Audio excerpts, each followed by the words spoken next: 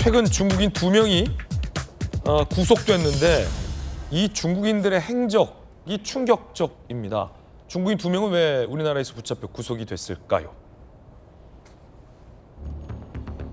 전투기를 도청했어요.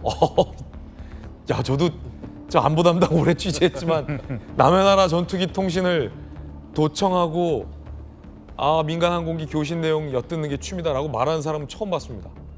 중국인 2명이 붙잡혔어요. 60대 중국인은요, 군산공항 인근 호텔에서 전투기와 관제탑 교신 내용을 도청했습니다.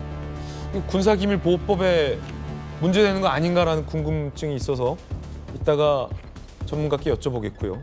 해명이 황당합니다. 내가 원래 항공기 교신 내용 듣는 게 내 취미요 라고 말한 거예요. 자, 또 다른 40대 중국인은요, 미군 기지 내에 군장점을 운영했는데 직원을 포섭해서 각종 군사 기밀을 수집했습니다. 더 적극적입니다. 한미 군사훈련 자료, 미군 지휘부 군무처 사진 등을 수집했습니다. 조사에서 황당한 해명합니다. 사업에 필요한 정보를 모은 것이다 라고 둘러대고 있습니다.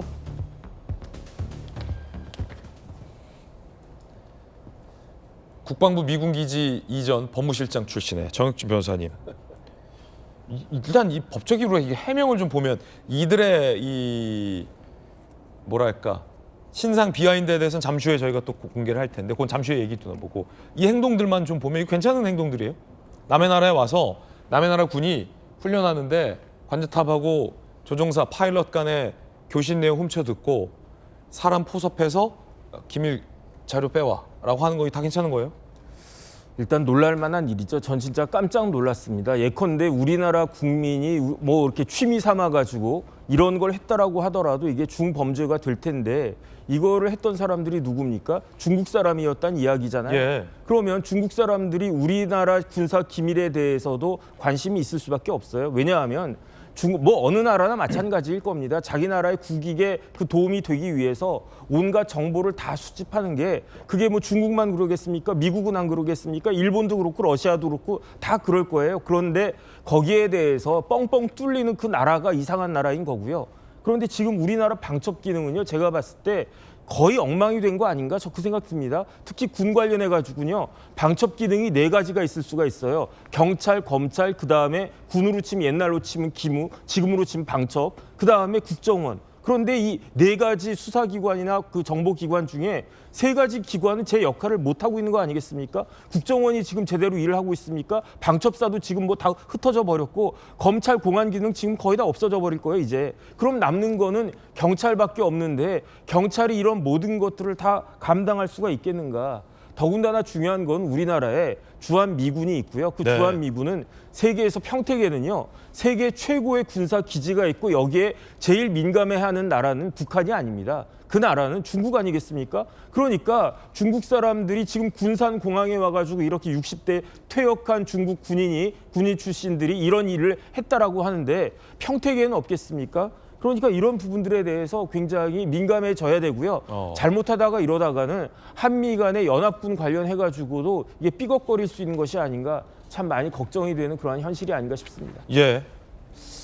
사실은 이 관제탑하고 파일럿이 교신 내용이 중요한 이유 중에 하나가 굉장히 기밀스러운 얘기를 관제탑과 이 파일럿이 교신하지 않겠지만 혹시 이제 연합훈련 때 군의 지휘 체계와 통신명, 작전에 대한 어떤 작전명 이런 것들이 사실은 그 교신을 통해서 오고 가거든요. 그래서 전쟁 중인 국가에서도 상대 적국이 들지 못하게 비밀스러운 채널로 통신을 하는 것도 그 이유이지 않습니까? 근데 그걸 도청을 했다. 이 일반 민간이 도청할 수도 없는 내용인데 여수정 대변인님 어떻게 생각하십니까? 저는 저도 이제 상당히 충격을 받았는데 일단은 이게 도청이 가능한 것인가? 그러니까 이분이 뭐 경찰 내용에 따르면은 장비랑 노트북, 안테나 이런 것들을 들여가지고 했다는 거예요. 야, 전문적이네요. 예, 전문적입니다. 완전히. 오. 그러니까 SDR이라는 장비가 있는데 그 장비를 국내에서도 구입할 수 있는 것인가? 아니면은 꼭 외국에서 민주당 중국인 출신이라고 하니까 중국에서 들여온 것인가? 여기에 대해서 조금 더 면밀한 조사가 필요해 보이고요. 어쨌든 경찰도 대단한 게 이거를 또 잡았다는 거 아니겠습니까? 잘했어요. 예. 그러니까 이 부분에 있어서 뭐 실제로 이 사람이 이 정보를 취득을 해가지고 어떻게 하려고 했는지, 뭐 팔으려고 했던 건지 아니면은 뭐 중국 당국이랑 뭔가 연계가 있는 것인지 그런 것도 밝혀내야 할 부분들이 엄청나게 많다. 그리고 나중에 또 이야기하겠지만 이게 정확히 이제 막 중국 스파이처럼 우리가 이제 분류할 수 있는데 이게 일반적으로 생각하는 간첩죄로 처벌할 수 있는가 아니면은 그냥 일반 이적죄로 처벌할 수 있는가 여기에 따라서 또 굉장히 조금 뭐 보완해야 될 법적으로 그런 부분이 있다면은 빨리 좀 해야 되지 않나 싶습니다. 중요한 쟁점도 짚어주셨어요. 알고 봤더니 이들 중국인의 정체는 충격적이었습니다. 중국 인민해방군 출신입니다. 어쩐지 일반인이 쉽지 않죠. 이럴 이유도 없고 중국 인민해방군 출신입니다. 두 사람 모두 다 일반 이적죄 혐의 등으로 구속. 경찰 A씨 2024년 이후 한미 군사훈련 있을 때마다 입국. 여러 공항을 돌며 범행을 저질렀다. 자료 수집 목적과 유출 여부 등 조사하겠다. 라고 했습니다. 인민해방군 출신이다. 곽대 의원님. 예. 하필 또 앞에 아이템이 국방부 장관께서 모택동 좌우명을 자기 좌우명이라고 삼겠다는 이후에 이 중국군 출신이 이런 행동을 저질렀는데 이거 불법이죠, 명백한. 명백한 불법이죠. 지금 간첩죄는 개정이 돼가지고 예. 원래는 적국을 위한 간첩만 처벌할 수 있다가 이제 외국을 위한 간첩도 처벌할 수 있기 때문에 중국을 위한 간첩 행위도 간첩죄로 처벌될 수가 있죠. 근데 그게 그럼 간첩죄로 처벌하면 되잖아요. 네, 이번 9월 이후에 적용되게 돼 있습니다. 그러니까 지금 그 전의 행위에 대해서는 간첩죄를 적용할 수는 없고 아마 일반 이적죄 이렇게 처벌이 될 건데 소급이 안 되는군요. 그렇죠. 문제는 이 중국 인민해방군 출신이라는 거고요. 또 한미연합 훈련이 열릴 때마다 입국을 했다는 거예요. 저는 이게 단지 그 개인의 어떤 행위가 아닌 것 같아요. 뒤에 배경에는 분명히 중국 정부 또는 중국의 군과 연결된 어떤 고리가 있지 않을까 생각이 되고 저는 이런 부분이 만약에 외국에서 실제로 있었다 하면은요. 예를 들어서 그 나라 대사를 추방할 정도의 저는 중요한 문제라고 봅니다. 그래서 경찰에서 수사를 진행하면서 중국 정부나 중국 군과의 관계, 실제로 그 캐낸 정보들이 어떻게 사용됐는지까지도 철저하게 이건 수사를 해야 될 부분이다 생각을 하고요.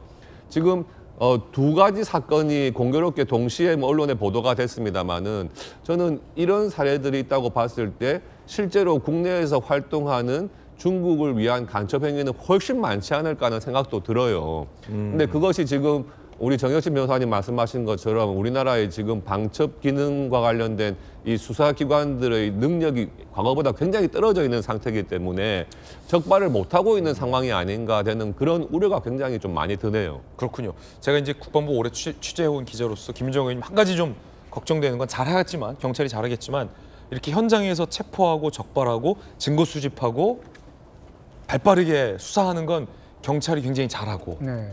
국내에 있는 어떤 연계된 조직이나 이런 어떤 네트워크를 뿌리채 드러내는 한층 더 깊은 수사는 과거 검찰이 잘해왔고 근데 이 영역은 이 배후에 국제적으로 중국이 있는 건지 아니면 우리의 간첩 목적으로 다가온 건지에 대한 여부를 수사하는 건 사실 옛날 군의 기무와 국정원이 잘했던 영역인데 네. 이 방첩사 그 검찰 국정원이 이제 수사를 못해서 경찰이 그거를 다 해야 되는데 우리 경찰이 좀 잘 할 수 있겠죠? 그러니까 지금 잡았지 않습니까? 경찰에서. 예. 예. 그러니까 저 두 개의 사건, 군산공항건 말고 한 건은 제가 있는 그 평택의 주한미군 캠프 프레스에서 맞네요. 깜짝 놀랐는데. 김현정 의원님 저 지역이네요, 지역구. 네, 평택. 그렇습니다. 예. 그러니까 지금 사실 뭐 말씀하신 것 중에 이제 뭐 국정원이나 저 방첩사 이런 관련해서는 방첩사의 기능을 지금 세분화시켜서 지금 분산해서 이제 그 기능을 뭐 이렇게 축소한다는 거 이런 것보다는 현재 방첩사의 그 문제들 사실 간첩 안 잡고 뭐 계엄 일으키고 이런데 악용되고 이랬으니까 그런 거에 대해서 기능 재편을 지금 하고 있는 과정이니까 기능은 살아있다? 네, 그 네. 기능을 좀 더 강화시킬 필요는 있겠다라는 그 생각은 들고요.